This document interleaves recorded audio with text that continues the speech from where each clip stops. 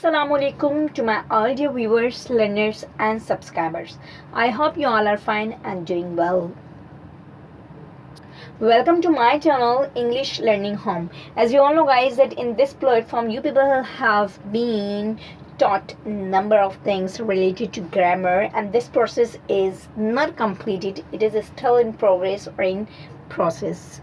So as I have told you that we started our session since 12th March, and we people have been covering basic grammar and it will be proceeded till advanced grammar. So guys, it's time to learn English. Let's move towards learning English.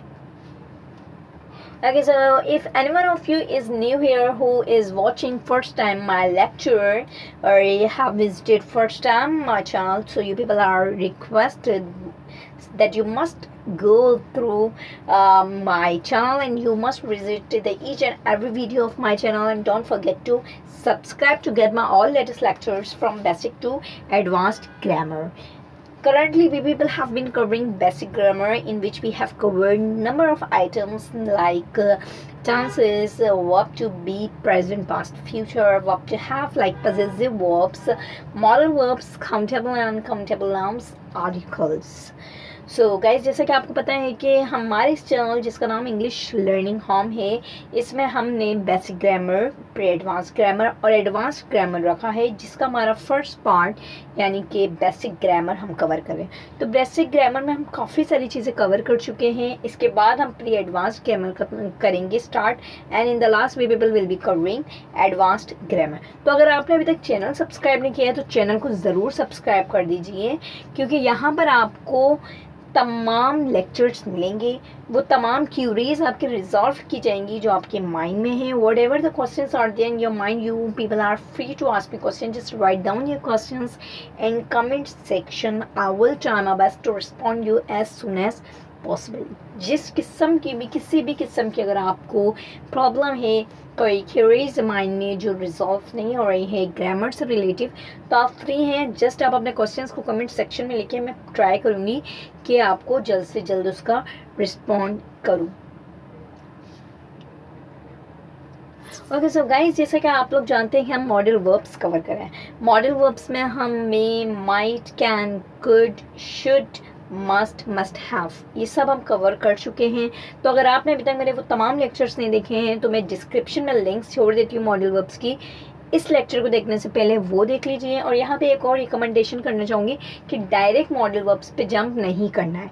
अगर आप direct modal verbs पे jump करते हैं तो वो आप understand नहीं कर सकेंगे, because if you want to make your concepts clear about modal verbs you must go through the tenses first. Okay, you must make your tenses clear first. पहले आपको अपने टेंसेस को क्लियर करना होगा, टेंसेस के हर एस्पेक्ट को समझना होगा, फिर आपको मॉडल वर्ब्स को समझना है. So this is the way how we teach you English and how you people have to learn English. Okay, so guys, our today's lecture is about should have. Previous lecture हमारा should था. आज के lecture में हम पढ़ेंगे should have के बारे में. सो शुड हैव के जो उर्दू एक्सप्रेशंस होते हैं वो होते हैं चाहिए था. Should have is an auxiliary modal verb which is used to indicate obligations, duty or correctness, typically when criticizing someone's action in past. तो हम should have इस्तेमाल कब करते हैं? Should have दरअसल एक auxiliary modal verb है, या helping verb आप कह सकते हैं कि helping modal verb है, जो इस्तेमाल करते हैं किसी ऑब्लिगेशन को शो करवाने के लिए. Obligation means something necessary. ठीक, something necessary to be done. कोई चीज़ बहुत ज़रूरी है जिसको करना है. अगर आपको किसी ऐसी चीज़ को शो करना है वहाँ पे हम शुड हैव यूज़ करते हैं. ड्यूटी और करेक्टनेस, किसी की गलती को सही करने के लिए. Typically when criticising someone's action in past, अगर आप किसी के एक्शन को, किसी ने कोई एक्शन किया है, कोई काम किया है, उसको क्रिटिसाइज कर रहे हैं पास्ट में, तो वहाँ पे हम शुड हैव यूज़ करते हैं. प्रेजेंट में शुड, और शुड के बाद फर्स्ट फॉर्म ऑफ वर्ब, जबकि पास्ट में शुड हैव और शुड हैव के बाद third form of verb. So you can see the example. You should have appeared in exams. तो आपको एग्जाम्स में ज़रूर अपीयर करना चाहिए था, या आपको एग्जाम्स में अपीयर करना चाहिए था. सो यहाँ पे बात हो गई है ऑब्लिगेशन की. Like it was very necessary for you to be there in exams. ठीक है, तो ये बहुत ज़रूरी था कि आपको एग्जाम्स में होना चाहिए था. लास्ट जो एक्सप्रेशन आएंगे चाहिए था. So we should have helped poor. हमें गरीबों की मदद करनी चाहिए थी. So this was our duty to help the poor but we didn't do that. ठीक है, हमने किया नहीं, तो हम अभी कह रहे हैं कि हमें ये काम करना चाहिए था.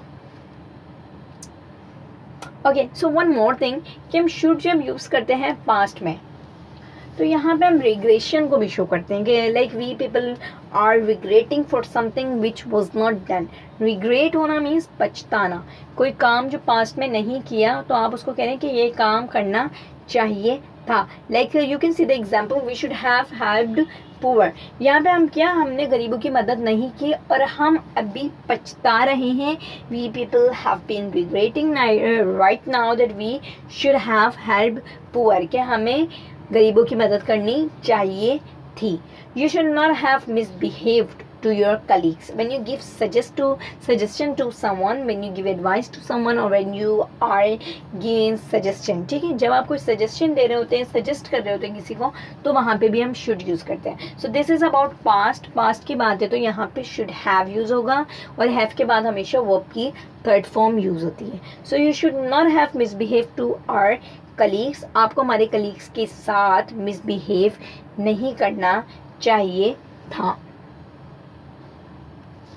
तो गाइज, अगर आप सेंटेंसेस फॉर्मेशन करना चाहते हैं, like you people are given sentences in Urdu and you are asked to translate in English. ठीक है, आपको उर्दू में जुमले दिए जाते हैं और आपसे कहा जाता है कि उन्हें इंग्लिश में ट्रांसलेट करें. तो उसके लिए ज़रूरी होती है कि आपको पहले उस पर्टिकुलर सेंटेंस के उर्दू एक्सप्रेशन के बारे में पता हो. जो मैंने आपको बताया, शुड हैव का उर्दू एक्सप्रेशन होता है चाहिए था. उसके बाद definition, which I have already told you that should have is an auxiliary verb, modal verb, which is used to show duty, obligation, correctness when criticizing someone's actions in past. उसके बाद syntax या formula बहुत ज़रूरी है. जब तक आपको formula clear नहीं होगा उस पर्टिकुलर यूजेज के बारे में, उस पर्टिकुलर यूज़ के बारे में, पर्टिकुलर मॉडल वर्ब के बारे में, तो आप सेंटेंस नहीं बना सकते. So this is really necessary to make your concepts clear about formula. Formula is quite easy, as I have told you कि मॉडल वर्ब सब में हमेशा मॉडल वर्ब, उसके बाद फर्स्ट फॉर्म यूज़ होती है. और यही भी आपको पता है कि सेंटेंस हमारे 4 किस्म के होते हैं: affirmative, negative, interrogative, interrogative, negative. तो अफर्मेटिव बनाने के लिए subject should have third form of verb plus object. Now number of you might get a question in your mind. काफ़ी सारे स्टूडेंट्स के माइंड में क्वेश्चन आएगा कि अभी तो आपने कहा कि मॉडल वर्ब के बाद हम फर्स्ट फॉर्म यूज़ करते हैं, यहाँ पे थर्ड फॉर्म क्यों यूज़ हुई. So the answer is quite clear कि येस, हम मॉडल वर्ब के बाद फर्स्ट फॉर्म यूज़ करते हैं. सो यहाँ पे शुड के बाद हमने हैव यूज़ किया है, which is first form. Have base form है और फर्स्ट फॉर्म है. ओके, और हैव के बाद हमेशा थर्ड फॉर्म यूज़ होती है, इस वजह से हमने यहाँ पे वर्ब की थर्ड फॉर्म यूज़ की है. तो शुड के बाद अगर हम डायरेक्ट फर्स्ट फॉर्म यूज़ कर लेते तो हम कन्फ्यूजन यहाँ पे हो जाती कि शुड अगर प्रेजेंट की बात करें कि तुम्हें वहाँ जाना चाहिए या तुम्हें वहाँ जाना चाहिए था, तो दोनों की इंग्लिश सेम हो जाएगी. You should go there, you should have, sorry, you should go there. अब यहाँ पे हमने थोड़ा सेंटेंस में चेंजिंग क्यों की है ग्रामर में, ताकि हमारा थोड़ा डिफरेंस क्रिएट हो प्रेजेंट और पास्ट का. प्रेजेंट में जस्ट शुड और वर्ब की फर्स्ट फॉर्म, जबकि पास्ट में should have and third form of verb use होती है. Should according to modal verb, modal verb के अकॉर्डिंग शुड के बाद फर्स्ट फॉर्म ही यूज़ किया हमने, जो है हैव, और हैव के बाद थर्ड फॉर्म यूज़ होती है. ओके, उसके बाद है नेगेटिव. सेंटेंस को नेगेटिव अगर बनाना हो तो क्या करें? Simple, you just have to put not in between should and have. Subject should not have, third form of verb plus object. अगर आप यहाँ पे शुड हैव के बाद नॉट लगाते हैं, so your answer will be considered wrong. Keep this thing in your mind that not will be coming in between should and have. Should and have के बीच में हम नॉट लगाएंगे, शुड हैव के बाद नॉट नहीं आएगा. लाइक यू कैन नॉट से she should have not. गलत. This is wrong. This is pretty much wrong. You have to say she should not have. Okay, one more thing. If you wanna make a sentence interrogative, सवालिया जुमला बनाने के लिए, जैसा कि आप सब जानते हैं कि हम मॉडल वर्ब को या ऑक्सिलरी वर्ब को स्टार्टिंग में लाते हैं तो शुड पहले and then subject and then have, should subject have. यहाँ पे भी आपने शुड हैव स्टार्टिंग में नहीं लाना है, जस्ट शुड को स्टार्ट में रखना है। Interrogative negative, should subject not have third form of verb plus object. उम्मीद करती हूँ आपको फॉर्मूला समझ आया होगा। This is very very easy. Should first form of verb in present, should have third form of verb in past. Okay, so let's talk about uses of should have कि हम should have को कहाँ कहाँ इस्तेमाल कर सकते हैं। To give advice or to take suggestion in past, अगर आप किसी को past में कोई advice देना चाहते हैं, ठीक है, ये suggestion लेना चाहते हैं, so you will be using should have. They should have spoken in English, उन्हें इंग्लिश में बात करनी चाहिए थी। यहाँ पे आप क्या एडवाइस दे रहे हैं, किसी को चाहिए थी पास्ट की। What should I have told to her, मुझे उसे क्या बताना चाहिए था। You are taking suggestion to someone कि मुझे उससे क्या बताना चाहिए था। और you can use should have for showing duty or obligation as well, as I have noted down it earlier. We should have helped the students, हमें गरीबों की हमें तालिब इल्म की मदद करनी चाहिए थी। So this is our duty. This is our duty to help out our students, our colleagues, our fellows, our friends, our siblings. You should have come at time. तुम्हें वक्त पे आना चाहिए था। So guys, now let's talk about sentences formation कि जुमला किस तरीके से बनाया जाता है। उन्हें बातचीत के ज़रिए मसला हल करना चाहिए था। Now you have to recall syntax और formula in your mind. फॉर्मूले को आपको याद करना है कि अफर्मेटिव जुमला बनाने का क्या तरीका था। Subject, should have, third form of verb and then object. Now इस पर्टिकुलर जुमले में सब्जेक्ट क्या है, उन्हें बातचीत के ज़रिए मसला हल करना चाहिए था। उन्हें को हम कहते हैं दे, करना चाहिए था। So obviously this is about should have, they should have. काम क्या हो रहा है यहाँ पे, वर्ब क्या है, बातचीत के ज़रिए मसला हल करना। तो बातचीत के ज़रिए मसला हल करना इसे कहते हैं नेगोशिएट। सो नेगोशिएट की थर्ड फॉर्म है negotiated. They should have negotiated the matter, उन्हें बातचीत के ज़रिए मसला हल नहीं करना चाहिए था। They should not have negotiated the matter. अब यहाँ पे देखिए मैंने पुट किया दे शुड नॉट हैव। अगर आप पुट करते हैं they should have not, this will be considered wrong. क्या उन्हें बातचीत के ज़रिए मसला हल करना चाहिए था, should they have negotiated the matter. और अगर आप यहाँ लिख देते हैं should have they, so this will also be considered wrong. क्या उन्हें बातचीत के ज़रिए मसला हल नहीं करना चाहिए था, should they not have negotiated the matter. So this is how sentences are form. Sentences formation के लिए ज़रूरी है पहले आपको Urdu expressions, definition, syntax, formula और यूजेज के बारे में पता हो, then you are able to make sentences in correct और पैटर्न और इनकरेक्ट ऑर्डर।